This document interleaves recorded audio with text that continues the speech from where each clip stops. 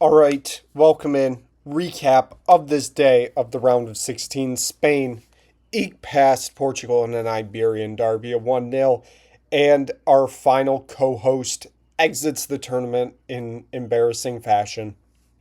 We got a lot to get to, so let's get after it.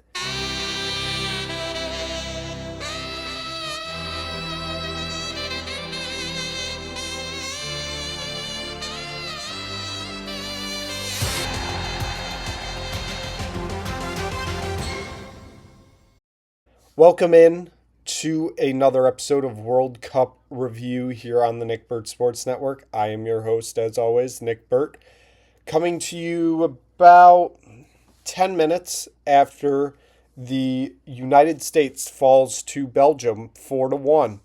Um, Quickly, I'll get to the first game. Spain defeat Portugal 1-0. Mikel Moreno scores, I believe, in the 92nd minute or 91st, something around there. Puts Spain through to the quarterfinals. Ronaldo's World Cup career is over, thankfully for Portugal. He went out on his sword, and that sword was playing terribly, as I have complained about all tournament. Um, and here we are. Uh, Spain haven't looked phenomenal all tournament. This felt like a game where they could potentially get picked off if Portugal actually, played well. They didn't do that, and that was a lot because of Ronaldo playing a lot of the games. So Spain do the right thing, move on here. I don't have much else to say. It was kind of what you would expect from that type of game. Both teams really playing defensively, parking the bus, all that fun charade. But Spain move on to the quarterfinals. They would wait to see the result tonight to know who they would play next, or, well, not even next. It's on Friday in Los Angeles, and that team will be Belgium, as they just throttle the United States 4-1 in Seattle tonight. A lot of thoughts here. Um, the U.S. looked defeated when they took the field. This team looked just out of it. Don't know why. It looked like I don't know. Maybe they were reading the headlines too much, as Nick Saban would say, feeding into the rat poison. Uh, was just a unmitigated disaster that has turned what kind of was feeling like going to be a successful World Cup for the United States into just same as it ever was, absolute dread. Um, I, I don't know what else to say. They go down early, ninth minute, just a terribly played ball into the box, finds Charles Diketier. Um, I, I don't know what half the back line was doing there. They let the ball get to him, and it's 1-0 to Belgium. Uh, U.S. gets a free kick in the 31st minute. Malik Tillman does his magic again, makes it 1-1. It feels like, okay, U.S. is back in this game. Literally 90 seconds later, Diketier finds the back of the net again. It's 2-1 Belgium. They would go into halftime at 2-1. It would be Hans Vannekekken scoring for Belgium in the 57th minute off a absolutely disaster of a goal. I don't know what Matt Freese was doing. Why he didn't just kick the ball, I don't know. Um, and then it keeps just spiraling down worse and worse. And that ball finds the back of the net. It's 3-1 Belgium. And then BigRom.com in the year 2026, Romelu Lukaku. Third minute of stoppage time. Back to the net, 4-1, final score. What a absolute disaster, disgrace, uh, disparaging effort. I don't know what other words I want to throw in here. This felt like a moment for U.S. soccer, and now we are sitting here and same as it ever was, same as it ever was, same as it ever was, same as it ever was, same as it ever was, same as it ever was. Um, Round of 16 loss to a much better European side, and you kind of go down not even fighting. It's a disgrace. It's an absolute disgrace. I can't believe that we're at this point. I kept bringing up 2014 because we played Belgium in 2014 in the round of 16. That U.S. team, skill wise, was worse than this team, and they put up a better fight against a much better Belgium team than what this team did tonight. This Belgium team is the last call of the golden generation. Three-fourths of that golden generation is already in the booth, in the stands, on the sidelines, whatever. They are not playing. This team does not have like the players to fully replace those golden generation players because they're not that great. This team is washed, so washed. This team drew 1-1 against Egypt, 0-0 against Iran. They needed 2 goals in 2 minutes to beat Senegal, well, to take a game to extra time against Senegal. And yes, Senegal, champions of Africa. But Senegal did not have a great tournament. Rui Garcia is a kind of terrible manager. He is not great at man managing.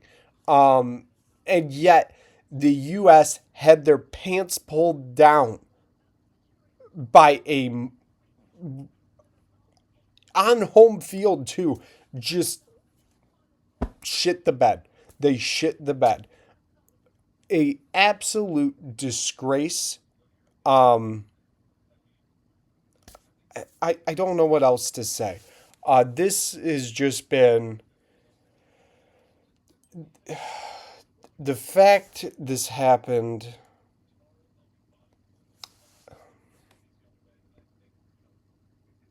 This was the moment. This was the moment for United States soccer. You had a home World Cup. You had a not terrible draw, not an easy draw, but definitely one of the easier draws in the tournament in the group stage. You kind of passed. The Turkey A game, you can take it or leave it. I don't care. Your draw to at least get to the farthest you've ever been in the modern era of the World Cup kind of could not have been easier. You had Bosnia and Herzegovina playing in their first ever World Cup knockout game. You passed that. You needed to win one more game, and you would have made it as far as almost any other team in U.S. soccer history. And you are playing against probably one of the weaker teams here in the round of 16, and you shit the bed. Absolute shit the bed. And I guarantee you, Spain wins this game on Friday. Like 3-0, 4-1, something like that. Because this Belgium team is not good. I don't know truly. Christian Pulisic. Where do I start there? I'm kind of getting sick of it, to be honest. I can't. He should have been subbed at halftime, and then he picks up an injury and he stays out there for another 5 minutes. And then part of that leads to that just debacle of a third goal. I'm so sick of it. Buddy, go get your contract in MLS, and I truly hope to not see you in 2030. I know a lot of people aren't going to like to hear that because, he is U.S. soccer, this and that. Stop. He's never going to be that. He's going to be 31 at the next World Cup. He had 0 goals at this World Cup. Sebastian Berhalter had more goals than him at this World Cup. And Berhalter was coming off the bench each game, except the Turkey game, which is the game he scored in. But nevertheless, I'm tired of it, truly. I'm really hoping by 2030 somebody is the face of U.S. soccer, and I hope that face isn't Christian Pulisic. Tim Ream, as we expected, once the U.S. played good competition, absolutely cooked. Absolutely cooked by better competition. He's 38 years old. I mean, what else do you expect? It was bound to happen at this tournament, and of course it happens in the round of 16. I'm not surprised. I don't know why other people are acting surprised. Chris Richards didn't have a great game either. I know he's kind of the future of this back line. He didn't have a great game either. Goalkeeper, still a lot of problems there. That freeze just was, it was so bad. Correctly, Serginho Dest got subbed off at halftime. Gio Reyna didn't do much better. It was slightly better. I'll give him that. But past that, oh my God, that was so poor. What else? I don't even know what else. Balogun, after all that we went through yesterday and today with this whole charade of the red card getting suspended, ghost out there today. And part of that is they just couldn't get the ball to him. But when he did get the ball, sent 10 miles over the bar. Disgusting. I want him to be the face of U.S. soccer, though. Like, he actually does seem to have a bright future. He does kind of play well, whereas Pulisic just doesn't. Simple as that. I mean, the people whose stock are highest after this tournament, Malik Tillman, I think he's number one on that list by far. His 2 goals were crucial, and they were phenomenal to watch, truly. And you kind of expect that from a player that came up through the Bayern Munich system. They kind of know what they're doing over there. He had a phenomenal tournament. I will give him that. Past that, I don't really know if there's many bright spots. Obviously, Balogun today was definitely brought that down a bit, but he had a very good tournament. I won't say great because today was not good. And past that, I don't know if I really got much for you. I do not expect Mauricio Pochettino to continue on, especially after tonight. I will be shocked if he is still managing this team next year, I guess. Because, his contract's up after the World Cup, so I'll go ahead and say it. I'll be surprised if he's managing this team in September. I think there will be an interim manager by that point. Who that is, I have no idea.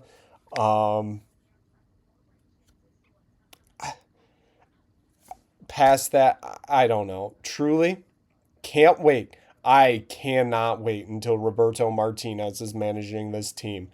Because that is, you want unmitigated disaster, that is unmitigated disaster. I know people laugh a lot about the MLS coach thing, and it didn't really work with Berhalter. And I get it. BJ Callahan, though. I get it. It was a Gold Cup. I don't know. It is as hard for me to predict now who the face of U.S. soccer will be in 2030 as it is to predict who will be managing this team in 2030, because I have no idea. All I know is it's not going to be Pochettino. I truly do not believe it will be him. I don't even know if I'm going to do an only way scenario because I just don't see it happening. I think he took advantage of a once-in-a-lifetime opportunity to manage a home country in a World Cup, and he is walking away now. Simple as that. Now, maybe he fell in love with this country and has a change of heart and wants to go back and try this again in 2030. Maybe, who knows? But I don't see that happening. I, again, don't know who the manager is going to be. I don't have the slightest of ideas, but it wouldn't surprise me if it's Roberto Martinez because dude fails up. Simple as that. And honestly, kind of failed down from Portugal. So, I don't know if I have anything else to ramble about, truly. This has been a disaster of a night for U.S. soccer. I'm not one to be, oh, but what a great tournament they had. They won their second ever knockout game. Yeah, they won their second ever knockout game because the tournament was expanded to 32 teams. We still haven't got past the round of 16. That's why you paid Pochettino $6 million a year for somebody to get us past the round of 16, and he couldn't do it.